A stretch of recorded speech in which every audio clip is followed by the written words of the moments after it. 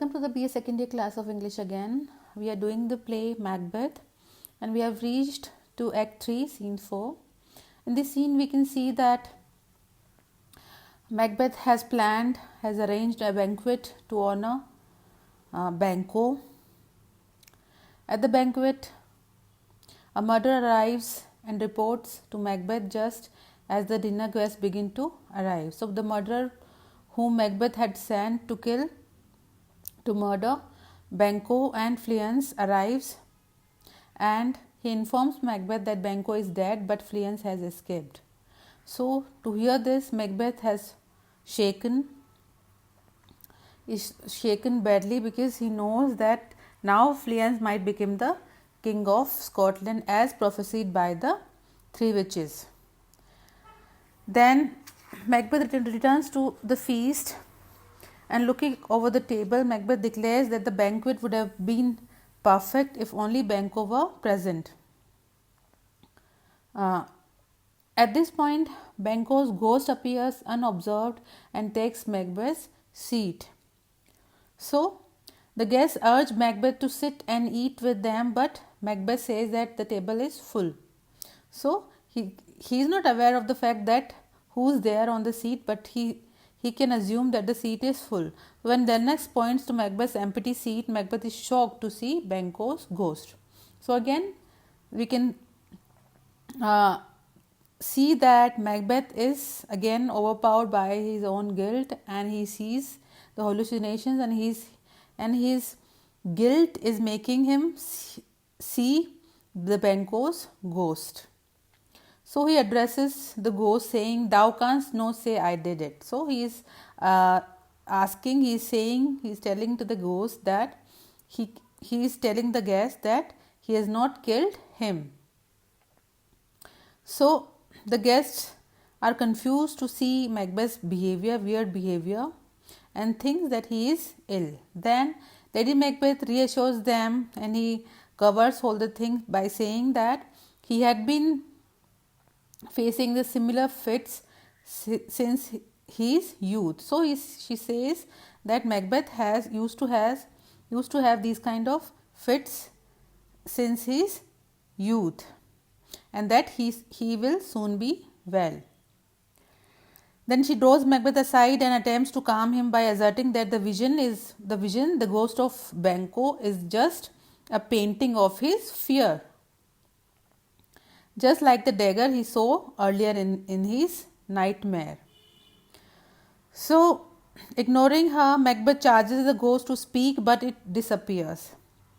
So, Macbeth returns to his guests and claims that he has a strange infirmity which they should ignore. So, now we can see that the aftermath of the murder of Banquo and Duncan is proving very hard for the human conscience of Macbeth, and he is losing his sanity.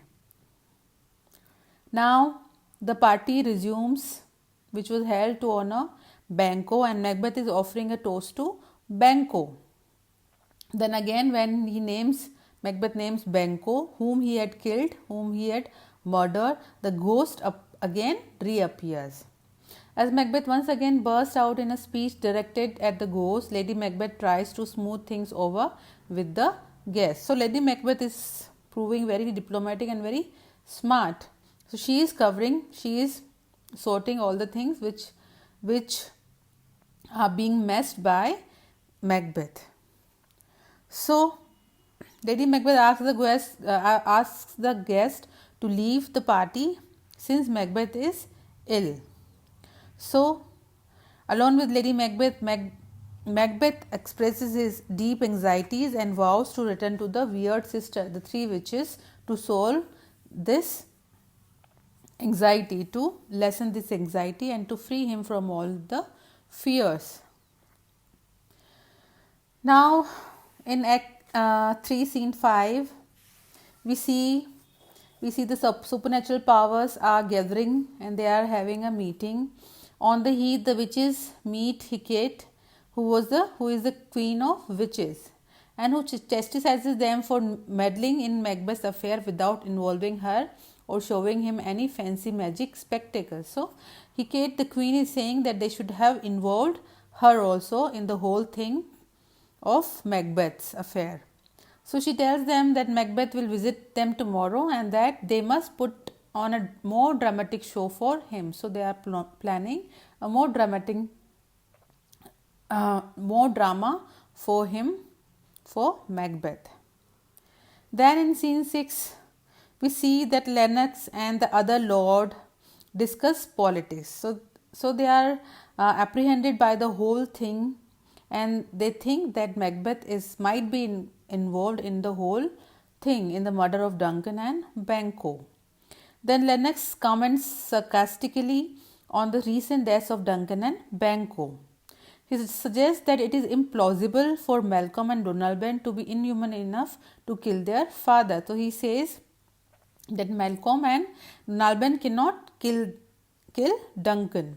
Moreover, Macbeth slaying. Okay, what did Macbeth do? He slayed the two bodyguards after blaming them for Duncan's murder. So he also says that Macbeth slaying the two bodyguards seems very convenient since they probably would have denied killing Duncan. So now they suspect that Macbeth slayed the bodyguards because Macbeth was worried that the bodyguards might deny killing the king.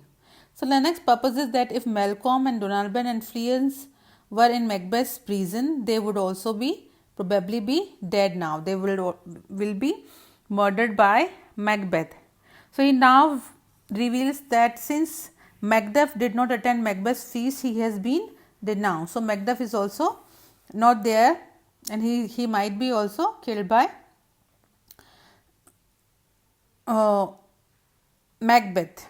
So the whole picture is clear for Lennox and the lords, and the lord with whom Lennox speaks comments that Macduff has joined Malcolm at the English court. So Macduff, Malcolm and Donalbain and Fleance, they all are together, and the two men have apparently asked Siward to lead an army against Macbeth. So Malcolm and Macduff has joined hands and they are planning to lead an army against Macbeth. Then Lennox and the lord send their prayers to Macduff and Malcolm. So we can see that the whole cruel things and the whole planning and whole conspiracy of Macbeth and Lady Macbeth comes to the notice of the other lords, of Lennox and the other lords, and they also get to know that Macduff and Malcolm, the sons of Duncan, have also joined hands and they are ready to attack Macbeth. So we see that the aftermath of the murder of Duncan and Banquo is going to prove very dangerous for Macbeth's dream of becoming the king, and he has to submit to his guilt and his cruelty, and he will be also punished for his sins and he will be killed in the end. So let's see what happens in the next scenes, in the next act. We have finished with the act 3. Enough for today. Thank you.